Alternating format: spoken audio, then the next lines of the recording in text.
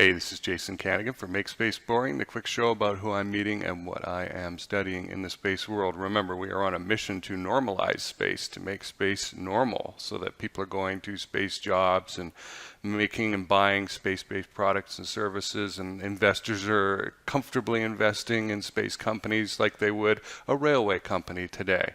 And so it's just not that big of a deal. Of course we want exciting, but we don't want explosions, right? We don't want people losing their jobs. We want boring, normal space. And so that's what we're about here. So this is episode number 39 for April 8th. Wow. The last couple of weeks have gone by really quick. We made a ton of content, particularly for this Make Space Boring series, because the virtual event is coming up tomorrow at noon Eastern Standard Time in the U.S. So if you haven't signed up for that yet, go and register. The link will be in the description below. And it's going to be a great presentation by a number of folks creating the future of space. I really like each and every one of these folks, and that's why I asked them to be on. And we put this together in about 2 weeks, which is hurtlingly fast speed for most organizations. But it's been astounding how much has been done in such a short period of time. And I really want it to be a great event. I've gotten some feedback lately about other events that I have nothing to do with that just aren't that great. And like a quote, it was like they forgot the audience was there. Well, that will not happen tomorrow. So, anyway, this week, the Cold Star Project episode, the full format interview show that I do, came out with Richard Ward of OrbitsEdge. Rick runs this company. He was formerly with DSI. We had some great talk about the stories from that. And so what OrbitsEdge is about something called edge computing, which I didn't know anything about, despite this being a data science and machine learning firm. But I hire guys to do that, you know.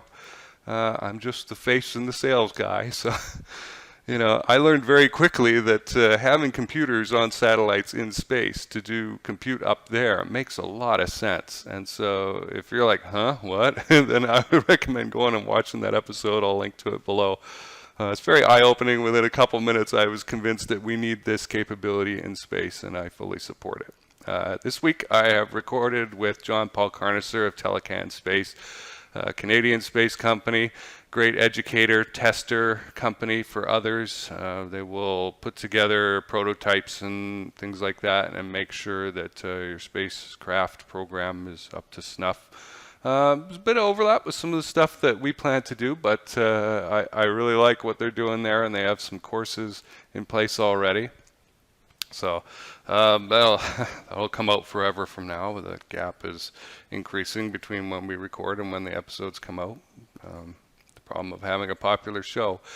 I also recorded with Dr. Graham Lau of Blue Marble Space. He's got a couple roles there. One as a research scientist, and the other as a sales and marketing director, you know, sort of VP executive at the Institute side.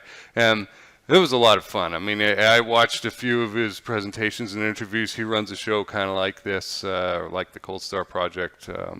He partnered with NASA. Called, I think, Ask an Astrobiologist. So the astrobiologists all get together and have these weird conversations, and we can eavesdrop on that and find out a lot. But he's a personable guy, a lot of fun to talk to, smart. We had a great exchange of ideas. Ended up talking about science fiction, and both of us had some uncomfortable experiences in front of our elementary school classes, and so that led us to some decisions, and we got into that. So if you've had that sort of weird experience in your childhood, that might be a great episode to tune into. And yeah, we also talked about astrobiology and alien life and things like that, the stuff that you would expect to talk about. But I don't want subjects that you would expect to hear about from our guests. I want to dig a little deeper and get more insight and get them to pop out with something, not something embarrassing, but something that we wouldn't normally hear if they were doing their standard stump speech, right? I've been a guest on shows for years and 10 years, and I don't like giving the stump speech. I'm bored out of my mind when I got to give that thing. So I imagine for them it's the same thing for my guests. You know, they're happy to be talking about something else. So I got other stuff to do this week, but man, that Make Space Boring virtual conference tomorrow, that's eating up about 99% of my attention right now.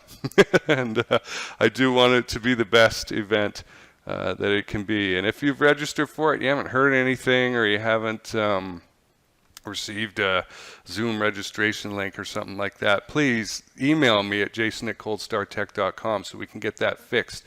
I've got an email list, and I'm looking over at the other screen right now, and I see, like, I'll send 13 emails and 2 will get opened or none, you know, and I know they're going to spam, but what can I do, right? Unless I'm connected with you on LinkedIn or something, I can't kick in the door and tell you, but I want you to have the stuff you paid for, you know. That's a big deal to me.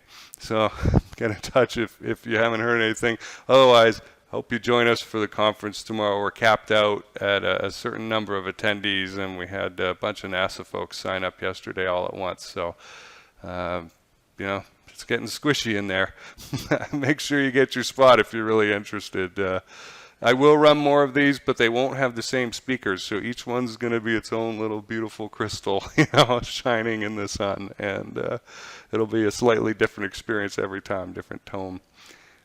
But I do want it to be a good event. And so if you have feedback for me as well, please, I want to hear it. I want to make these things, you know, effective and interesting, and not just you as the audience member passively sitting there for, you know, that's not fun for anybody. And I want these things to be fun and engaging. You know, I've got a moderator that I'm paying for professionally to be there, and they're going to do some great work for us behind the scenes there.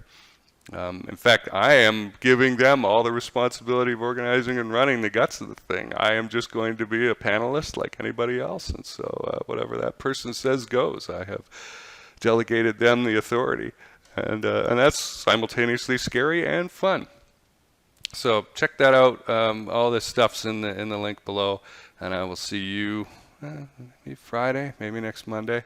Talk to you soon.